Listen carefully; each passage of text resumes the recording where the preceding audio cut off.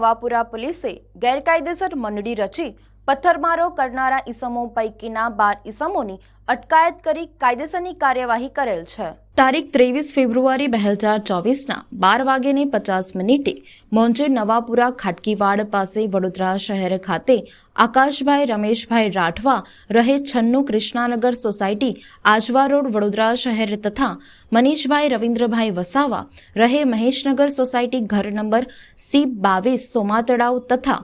સચિન મહાદેવ ગાયકવાડ રહે B208 Krishna township Gotri Vadodara શહેર તથા અમિતભાઈ અરવિંદભાઈ માળી રહે નાગરવાડા માળી મોહલ્લા વડોદરા શહેર વગેરે નાઓ પોતાના મિત્ર જતીનભાઈના ઇન્સ્ટાગ્રામ આઈડી